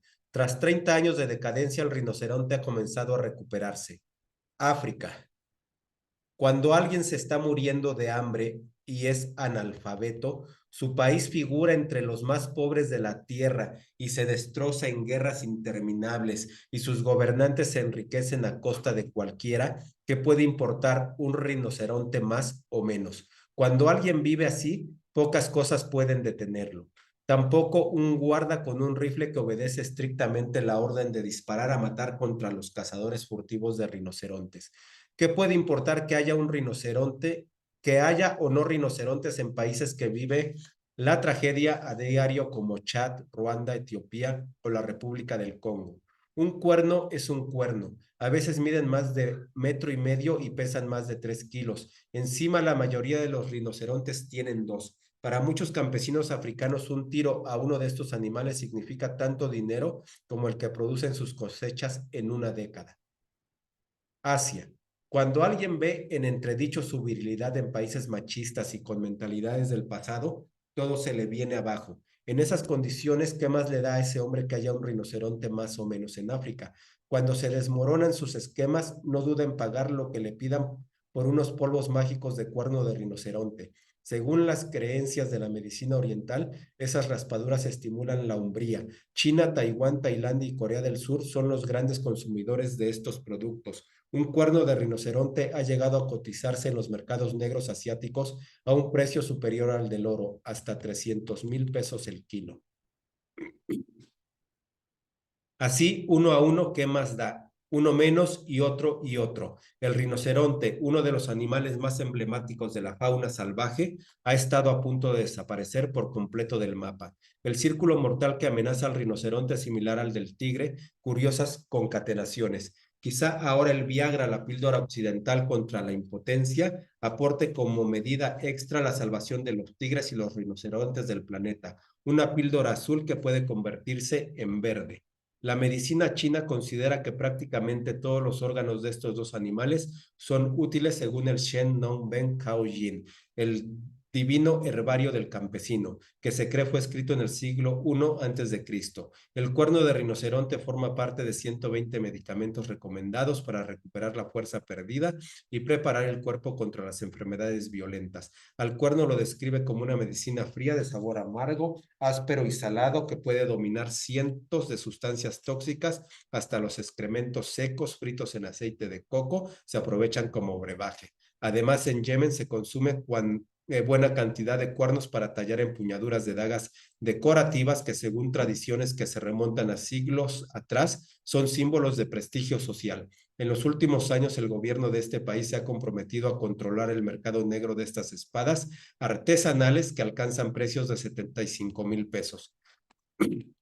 Así, uno tras otro, abatidos por el cuerno, en 30 años desaparecieron más del 90% de los rinocerontes del planeta. Los expertos han concluido que la mejor fórmula para salvar a la población de rinocerontes es salvar a la población humana que los rodea, convencer a los africanos de que la existencia de rinocerontes es una fuente de riqueza, que se obtiene mucho más beneficio de la abundancia de estos animales que de su extinción.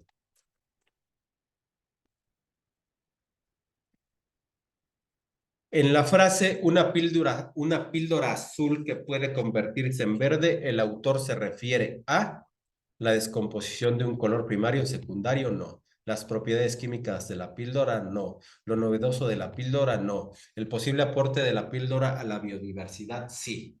No se refiere a eso, que la gente que tiene problemas de impotencia sexual, pues en lugar de consumir cuerno de rinoceronte, que además es carísimo, consume la famosa píldora, el Viagra, y soluciona su problema y se salvan los rinocerontes y entonces favorece la biodiversidad, ¿no?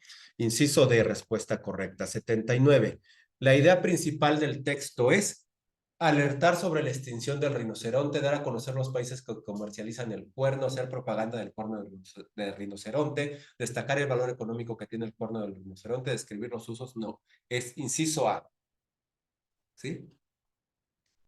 La idea principal es alertar sobre la extinción del rinoceronte. Inciso A, respuesta correcta.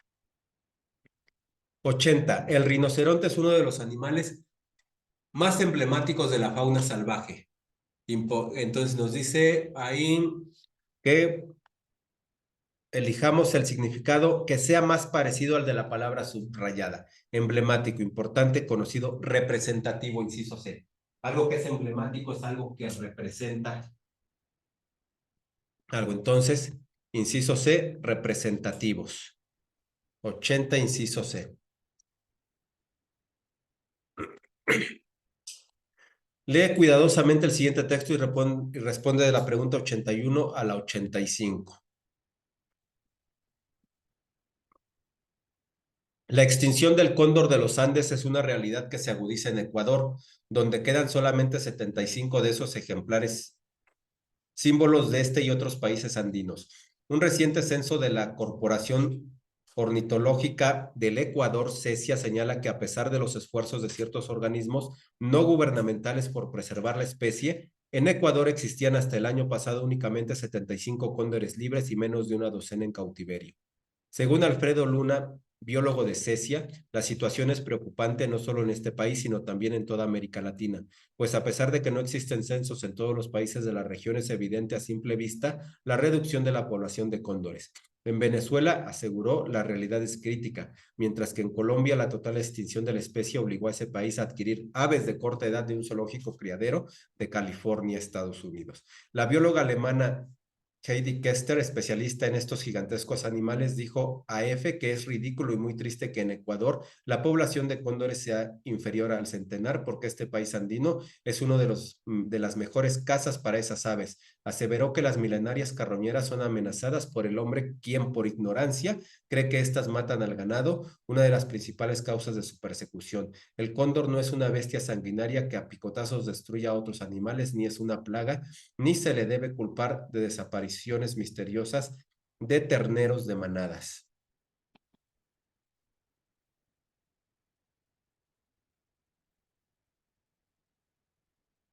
De terneros de manadas descuidadas. Agregó su cónyuge y colega Friedman Kester, autor de la película El último vuelo del cóndor, manifestó por su parte que la cacería despiadada, las quemas permanentes y la destrucción de las áreas de vida de los cóndores por parte del hombre agudizan la falta de alimento indispensable para la supervivencia de esa y otras especies. Él afirma que solo en la Patagonia argentina y chilena, así como en las costas de este último país y de Perú, los cóndores aún encuentran su alimento natural, mientras que en Ecuador dependen del ganado cimarrón, por lo que están a merced del hombre. Todo indica que estas aves carroñeras se encuentran al borde de la extinción en toda la vasta área de su distribución original en la Sudamérica andina, reiteró. Aseguran los estudiosos que otras de las causas de la desaparición de estas impresionantes aves es la cacería deportiva, la captura de polluelos comercializados como mascotas, así como su envenenamiento, supuestamente en defensa del ganado de encierro, víctima de cuatreros más que de los cóndores. Además, el cóndor andino no es orgulloso ni soberbio, es una criatura más bajo el cielo que nos cubre a todos, y como tal debemos respetarlo y cuidarlo, añadió la bióloga. A esto se suma la ancestral práctica indígena de elaborar medicinas autóctonas con ciertos órganos de los cóndores o utilizar sus huesos y plumas para adornos personales y para construir instrumentos musicales como flautas y rondadores. Paralelamente, el biólogo alemán denunció el escaso interés práctico y la falta de iniciativa de los conservacionistas en defensa del ave. Ese peligroso aletargamiento y pasividad debe cambiar radicalmente si se quiere salvar el destino del cóndor de los Andes, subrayó. 81. La caza del cóndor se debe a una tradición ancestral que es símbolo de la región andina, que es alimento para el ganado, creencias erróneas, que es una plaga. Inciso de creencias erróneas. No dice que debido a creencias erróneas es que se caza al cóndor, inciso D. 82. Se utiliza al cóndor para elaborar amuletos, bastones, alimentos, trofeos, medicinas. ¿Qué era lo que decía ahí? Medicinas, ¿no? Inciso E. 83. Y si no me acuerdo, me regreso al texto. Si no me acuerdo de lo que decía, me regreso al texto y veo la pregunta. 83. La principal amenaza de la destrucción del cóndor es la ignorancia humana. Es una opinión emitida por... ¿Quién emitió esa opinión? Friedman Kester o Heide Kester. Alguno de los dos la emitió. Vamos a ver quién fue. La principal amenaza...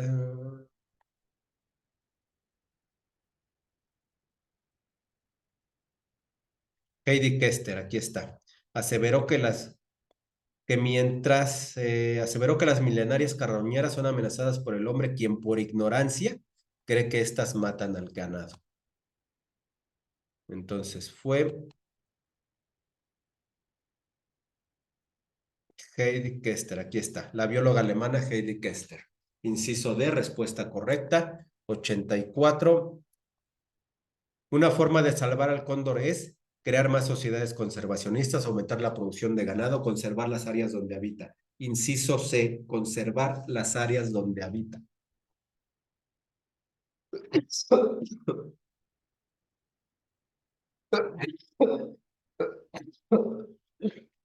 85. En el texto se llama a los cóndores milenarias carroñeras porque viven muchos años, son aves típicas de Sudamérica, son impresionantes, Inciso D, existen desde hace mucho tiempo.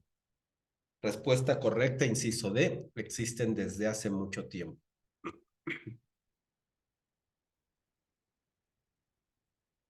86. Selecciona la opción cuyo significado sea el más parecido al de la palabra subrayada. Símbolo. Sinónimo de símbolo, emblema, inciso B. Sinónimo de símbolo, emblema, inciso B. Selecciona la opción correcta con el par de palabras que muestran una relación análoga al par que se presenta en mayúsculas. Mano, escribano. Mano, escribano. Una parte del cuerpo o un órgano del cuerpo relacionado con la profesión que utiliza esa parte del cuerpo. Un escribano escribe y utiliza la mano, ¿no? ¿Cuál es parecida? Pues voy a buscar una. Garganta cantante. Ahí está. Garganta cantante. El cantante utiliza la garganta. Esa es la que es parecida. Boca comida, no. Cabeza hombre, no. Trayecto camino, no. Entonces lo mismo. Órgano, profesión. Órgano, profesión.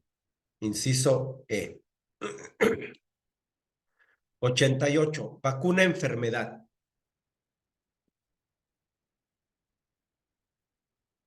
Te vacunas y te enfermas. Ahora sí es. Ayer estaba viendo un artículo, más bien escuchando un artículo de una estación de radio, donde estadísticamente el último mes es el mes donde más famosos han muerto. O sea, y así como más famosos han muerto, también más gente ha muerto en general, ¿no?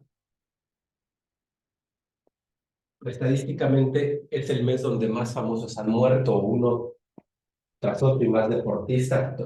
Y pues obviamente, y se trata por qué será, bueno, lo venimos haciendo tontos, saben perfectamente por qué es, qué fue la condición que cambió, pues que están vacunados, ¿no? Eso fue lo que cambió.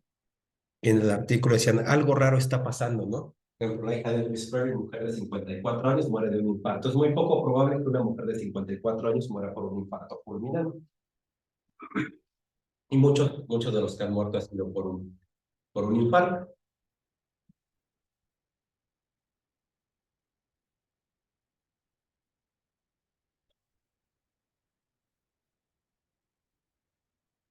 Vamos con vacuna, enfermedad. ¿Cuál es la que es parecida? Microbio, vacuna, virus, curación, organismo, microbio, aspirina, dolor. Es esa, aspirina. Primero, la cosa que se supone que te va a servir para combatir la otra. La vacuna combate la enfermedad, la aspirina combate el dolor. Inciso D. 80, escoge la opción que más se acerca a la idea opuesta, antónimos. Cuando hablamos de que son parecidas, son sinónimos, cuando son opuestas, son antónimos. En algunos países se concentra la mayor parte de la diversidad biológica. Opuesto a diversidad, diversidad quiere decir que hay variedad. Entonces, variedad de sinónimo, pluralidad puede ser también sinónimo, multiplicidad, homogeneidad. Homogeneidad. Todos los demás se pueden tomar como sinónimos. Homogeneidad quiere decir que son iguales. Y si son iguales, no hay diversidad. Entonces sería inciso de homogeneidad es opuesto a diversidad.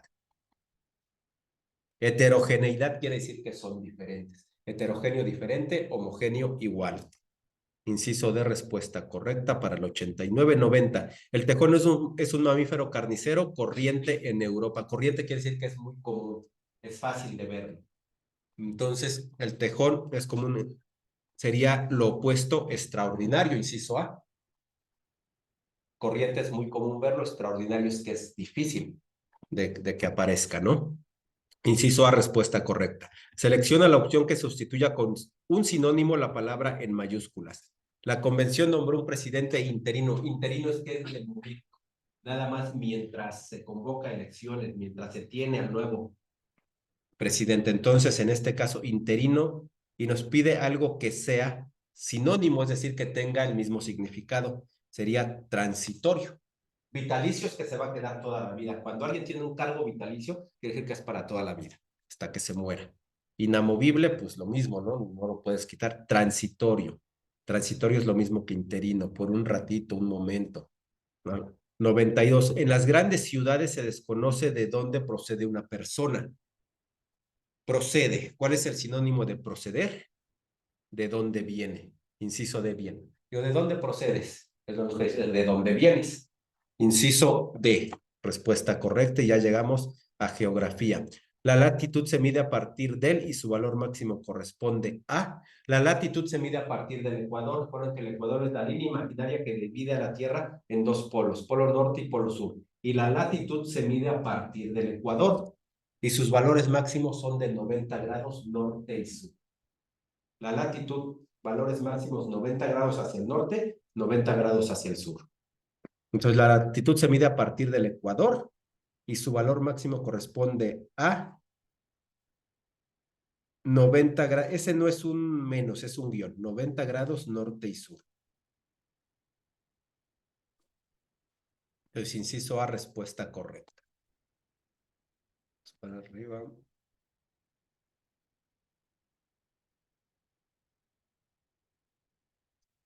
Principal consecuencia del movimiento de traslación de la Tierra. Movimiento de traslación es el movimiento que hace la Tierra alrededor del Sol. Y el movimiento de rotación es el que hace sobre su propio eje. Al mismo tiempo que está girando así sobre su propio eje, se va moviendo alrededor del Sol. El de traslación es alrededor del Sol, rotación sobre su propio eje. Entonces, ¿cuál es la principal consecuencia del movimiento de traslación? Las estaciones del año. Conforme la Tierra va rodeando al Sol, los lugares se van acercando o alejando, o más bien, sí, acercando o alejando del Sol, los rayos del Sol. Si aquí está el Sol y aquí está la Tierra, a los que están de este lado les van a dar los rayos del Sol más directamente, ¿no? Y cuando cambia a esta posición, a los de este lado ahora les da los rayos del Sol más directamente. Y eso cambia, provoca el cambio en las estaciones del año. Entonces, principal consecuencia del movimiento de traslación, las estaciones del año. Inciso A. 95. El choque de la placa de Cocos y la norteamericana produce sismos que afectan principalmente a Michoacán, Guerrero y Oaxaca. Inciso C. La placa de Cocos y la norteamericana están en el lado del Pacífico mexicano. De este lado, por esta zona, ahí convergen.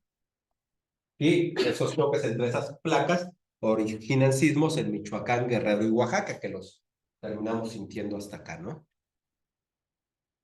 96. El límite donde una placa tectónica se introduce debajo de otra se denomina subducción. Donde una placa tectónica se mete abajo de otra se llama zona de subducción. Es una zona donde están entrando así y cada vez se va metiendo más porque se van atorando, y cuando vienen los grandes sismos es porque se metió tanto y de repente se saca. Y entonces hay un gran movimiento de las placas tectónicas, lo cual se transmite a todos los lugares cercanos a esa zona de subducción. Entonces, inciso D, respuesta correcta. ¿Sí? El límite donde una placa tectónica se introduce debajo de otra se llama zona de subducción o subducción simplemente. 97. Son manifestaciones secundarias del vulcanismo. Cenizas y granizo, no, pues no cae granizo cuando... granizo ya dijimos que granizo no. Aguas termales y géiseres, esa es. Aguas termales y géiseres. En los lugares donde hay volcanes y donde hay una cámara magmática donde la cámara, fíjense, la lava, por eso cuando sale se llama lava, pero cuando está dentro se llama magma. La única diferencia es que es la misma, pero cuando todavía no sale, cuando está abajo, se llama magma. Una vez que sale por el cono del volcán se llama lava. Entonces, eso está a grandes temperaturas. Entonces, los cuerpos de agua que estén cercanos ahí van a elevar su temperatura, lo que conocemos como aguas termales, y obviamente también hay pequeñas salidas de agua caliente que son géiseres. Entonces, manifestaciones secundarias, aguas termales y géiseres, manifestaciones secundarias del vulcanismo. 98. La contaminación petrolera causa mayores problemas ecológicos en los puertos de Coatzacoalcos y Veracruz. Inciso B. En Acapulco no hay extracción de petróleo. En Mazatlán tampoco. En Guaymas tampoco. Guaymas está en Sonora. Nuestras extracciones de petróleo son pegadas al Golfo de México. Y de ahí los puertos que están pegados al Golfo de México son Coatzacoalcos y Veracruz, que están en el estado de Veracruz. Y Veracruz es este estado largo de aquí. Está pegado al Golfo de México. 104. Ciudad de la República Mexicana con importante actividad industrial. Monterrey. De las que vienen ahí, Monterrey. La principal actividad industrial en México está en Guadalajara, Monterrey y la Ciudad de México. Ya Querétaro está creciendo mucho en esa actividad industrial, pero de esas que vienen ahí, Monterrey es la única que tiene una gran actividad industrial. Inciso E. Llegamos a física. La siguiente gráfica muestra la relación entre la distancia recorrida por un móvil y el tiempo empleado en alcanzar cada una de esas posiciones.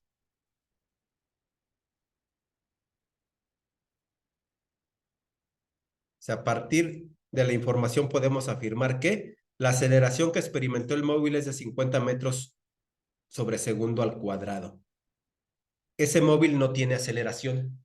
Si mi gráfica de ahí es distancia contra tiempo. Si mi gráfica de distancia contra tiempo es una línea recta que sube de izquierda a derecha, no tiene aceleración, su velocidad es constante. Así es que el inciso A queda descartado. ¿Sí? Distancia contra tiempo, línea recta que sube de izquierda a derecha, velocidad constante, por lo tanto no hay aceleración o su aceleración es cero. Y aquí me dice que es de 50, falso. Inciso B, ¿el móvil mantuvo constante su posición? No, nosotros vemos que la distancia va cambiando, no empieza en cero, luego va subiendo y termina más o menos en 80, ¿no? Ahí está. Entonces no mantuvo su posición, si fue avanzando, inciso B, falso. C, la velocidad del móvil fue de 100 metros sobre segundo después de 20 segundos. Aquí tenemos 20 segundos, 5. ¿Cómo saco la velocidad? Divido la distancia entre el tiempo en el punto que esté. Aquí tengo 20 segundos, ¿entre qué tiempo le toca? 5, no, eso me da 4. Así es que no es cierto. Y su velocidad siempre fue de 4. Línea recta, distancia contra tiempo, línea recta que sube de izquierda a derecha, velocidad constante, lo acabo de decir, su velocidad siempre es la misma. Que pudiera ser que su velocidad fuera siempre la de 100 metros por segundo, pero no, siempre es de 4. Si agarro el 80 y lo divido entre 20, me da 4. Si agarro el 60 y lo divido entre 15, me da 4. Velocidad 4 metros por segundo, entonces inciso C, falso. Inciso D, ¿el móvil mantuvo constante su velocidad? Sí. Dijimos distancia contra tiempo, gráfica que sube de izquierda a derecha, en línea recta, velocidad constante. Inciso D, respuesta correcta. A todos les va a salir una gráfica del movimiento, por lo menos una. 106. Relaciona los tipos de movimiento con las gráficas que lo representan. Líneas curvas, movimientos acelerados. Líneas curvas de distancia contra tiempo. Tengo distancia o posición aquí en el vertical. Puede decir distancia o puede decir posición. Y en la horizontal tengo tiempo. Si en esa gráfica donde tengo distancia en la vertical y tiempo en la horizontal, tengo curvas, movimiento acelerado. Tengo rectas, movimiento uniforme o movimiento rectilíneo uniforme. Entonces, movimiento rectilíneo uniforme, movimiento uniformemente acelerado. Entonces, la A y la B son acelerados, la C y la D son rectilíneos uniformes. Entonces, uniformemente acelerado, 2 con A y B, 1 con C y D. 2 con A y B, aquí está, 1 con C y D. Inciso C, respuesta correcta. 107. Un móvil cambia uniformemente su velocidad de 5 metros por segundo a 15 metros por segundo en 10 segundos. De 5 a 15, ¿cuánto ganó? Rápido, porque ya nos vamos. De 5 a 15, ¿cuánto ganó? 10. De 5 a 15 ganó 10. ¿En cuánto tiempo me dice que lo ganó? En 10. Ganó 10 en 10. ¿Cuánto tuvo que ganar por cada uno? 1. Si gané 10 en 10, por cada uno gané 1. Entonces mi aceleración es de 1 metro sobre segundo al cuadrado. No necesité ni una fórmula, necesité pensar, ¿no? Si gano 10 en 10, gano 1 por cada uno y la aceleración se mide en metros sobre segundos al cuadrado. Entonces, inciso C, respuesta correcta. Sobre una masa de 12 kilogramos se aplicó una fuerza de 36 newtons. ¿Cuál es la aceleración que experimentó? Ahí sí necesitamos, ahí sí, si no sé la fórmula, no la puedo hacer. Fuerza es igual a masa por aceleración. Segunda ley de Newton. Fuerza igual a masa por aceleración. ¿Qué es lo que me preguntan? Masa de 12, fuerza de 36. Entonces, la fuerza es igual a... Bueno, la fuerza ya me la dan, son 36 newtons, me la dan, es igual a la masa, que son 12 kilogramos, por la aceleración, que es la que me preguntan. Pues nada más despejo mi aceleración. 36, o es más de aquí. Si 12 por A tiene que dar 36, pues A vale 3, ¿no? 12 por 3 me da 36. 3 que ya dijimos que la aceleración se mide en metros sobre segundos al cuadrado. Newtons por kilogramo me da metros sobre segundos al cuadrado.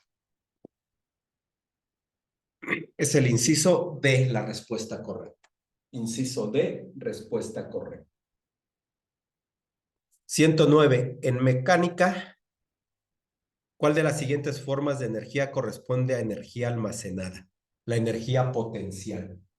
Energía cinética se debe al movimiento de los cuerpos, energía potencial a el equilibrio o al reposo. Cuerpos en reposo, este tiene una energía potencial, está ahí en reposo. Y lo que se mueve, energía cinética. Entonces, cuando decimos que la energía está almacenada, es energía potencial. Inciso A, respuesta correcta. 110. Cuando caminas sobre una alfombra y traes puestos tenis y ropa de nylon, adquieres carga eléctrica principalmente por frotamiento.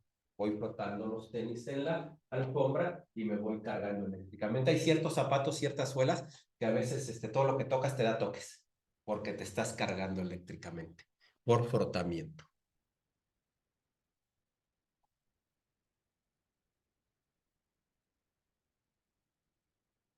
111. ¿Cuáles de las siguientes afirmaciones corresponde a la presión atmosférica? ¿Es igual en todos los puntos de la superficie terrestre? No. A nivel del mar, mayor presión atmosférica. Entre más alto sea un lugar, menor presión atmosférica tiene. En el mar, no sé si han visto, o sea, o si han ido a la playa, que se ven como más llenitos. Se ven las piernas como un poquito más llenitas, todo en general. ¿Por qué? Porque tengo mayor presión atmosférica. Por ejemplo, en el mar, respecto a la Ciudad de México, hay 2.300 metros de diferencia. Tengo 2.300 más de columna de aire sobre mi cuerpo aplastando. Entonces, la presión atmosférica, entre más alto sea un lugar, es menor. Hay una columna de aire mayor sobre el piso que sobre la mesa. Y tomo aquí el techo, porque la mesa está más alta, tiene menos aire sobre ella que el piso que está más abajo. Entonces, así funciona la presión atmosférica. Es menor en los lugares más altos, así es que la 1 queda descartada. 2, es mayor en lo alto de las montañas, ¿no? Ya dijimos que entre más alto es menor, entonces la 1 y 2 quedan descartadas. ¿Es mayor a nivel del mar? Sí. La 3, entre más bajo sea un lugar, mayor presión atmosférica tendrá. ¿Actúa solo en dirección vertical de arriba hacia abajo? No, actúa en todas direcciones. 3 y 5.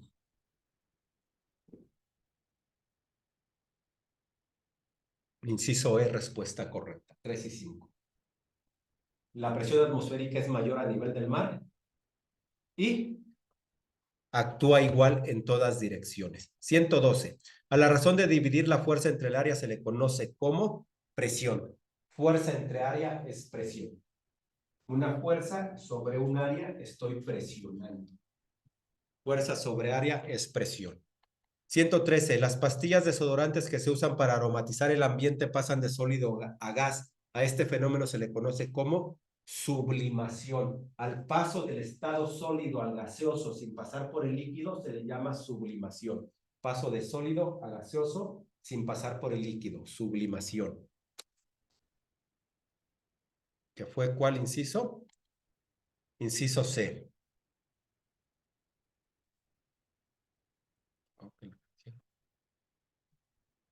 Ya se cansó. 114. ¿Qué sucede cuando se hace circular una corriente por un conductor? ¿La energía cinética de los electrones aumenta? No. ¿Los protones en movimiento crean una corriente a través del conductor? No. ¿La corriente que circula por el conductor sería inversamente? No. Se presenta un inciso D. Se presenta un campo magnético en el espacio que rodea al conductor. Cuando circula una corriente por un conductor, alrededor de ese conductor se genera un campo magnético. Por ejemplo, esto es un conductor. Está circulando una corriente, aquí hay un campo magnético a su alrededor.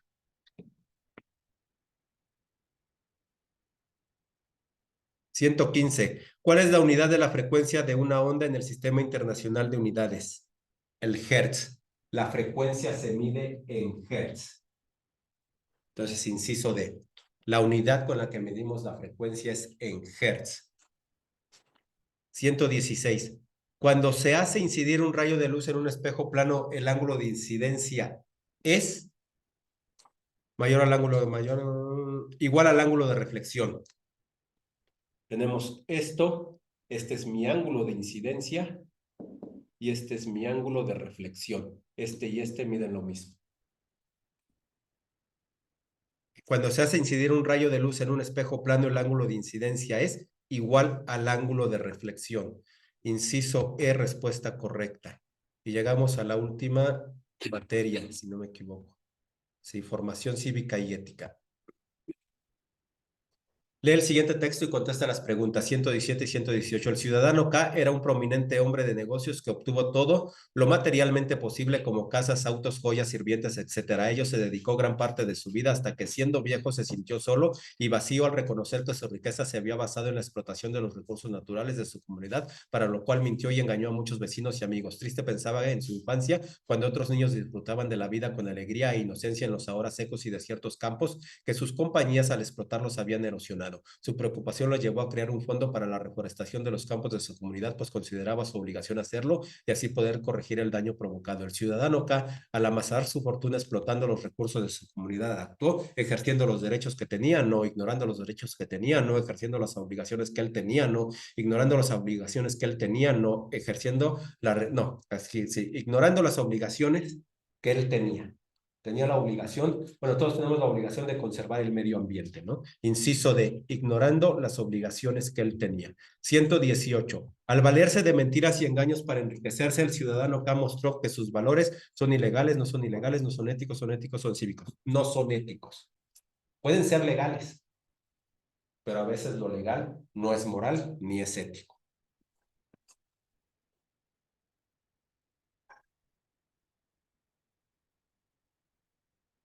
119.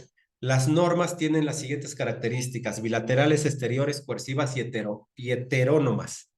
Son normas jurídicas.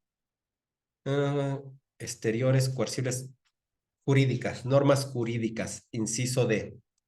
120. Mi profesor dice que la ética no debe orientarse hacia la religión. Esto es un ejemplo de una postura laica, inciso C. Una postura laica. 120, inciso C. 121. Nos permite reconocer nuestras capacidades, apreciarnos y confiar en nosotros mismos. Inciso D. Autoestima. 122. Nuestras tradiciones, costumbres, símbolos y aspiraciones comunes se representan y reafirman a través del nacionalismo, culturalismo, internacionalismo, nacionalismo.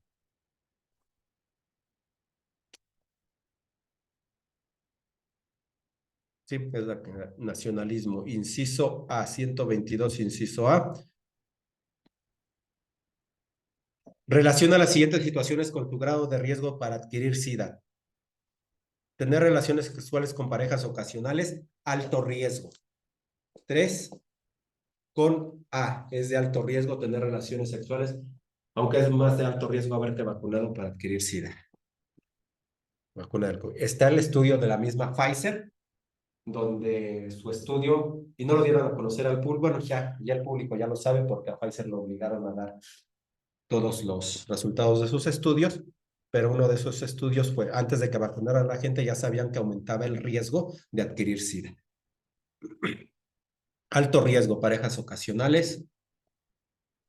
Donar sangre en un centro de salud donde utilizan material nuevo y desechable, bajo riesgo. Pero fíjense, otra vez, alto riesgo cuando te fuiste a vacunar. ¿Por qué? Te dicen que siempre cuando te vacunes, cuando te inyecten, ver que abres la jeringa, ya la tenían lista, ¿no? Nada más llegabas y te vacunaban. Ya violaron todos los protocolos que dicen que debemos seguir. Saludar de mano a un compañero sin riesgo. 5C.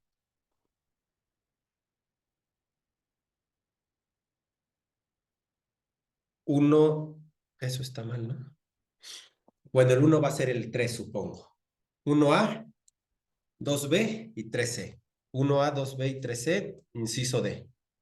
1A, 2B y 3C, inciso, tuvieron un error ahí de diseño. Inciso D. Respuesta correcta. 124. Tipo de maltrato fundamental que ocurre cuando alguien utiliza su fuerza corporal, un arma o cualquier otro objeto en contra de otra persona para someterla. Físico. Maltrato físico. Todos los hombres y mujeres, sin importar su edad ni condición social, raza o religión y cultura, tienen y deben de disfrutar de los derechos humanos porque estos tienen la característica de ser, inciso C, universales. Los derechos son universales e intransferibles e irrenunciables. Si yo firmo un contrato de trabajo donde me comprometo a trabajar más de 10 horas, ese contrato no es válido. Claro que sí me obligan a trabajar las 10 horas y ni protesto, pero es válido, es ilegal. Es inválido eso, no, no es legal. 126. Es la colaboración de todos, la suma de esfuerzos que permite lograr los objetivos propuestos. Cooperación, inciso de cooperación. Es un límite a la libertad de imprenta. Inciso de respeto a la vida privada. Y la libertad de imprenta es que puedo publicar lo que yo quiera, soy libre de publicar lo que quiera, pero uno de los límites es que se debe de respetar la vida privada de los demás. 128. El ayuntamiento es nombrado o electo por los ciudadanos. ¿Dónde está? Los ciudadanos que habitan en el municipio. Si nosotros votamos por nuestro presidente municipal, por nuestros diputados, y todo, ¿no? Entonces, listo. Terminamos con todo el examen. Vamos, 3 minutitos más, 4 minutos para ya terminar.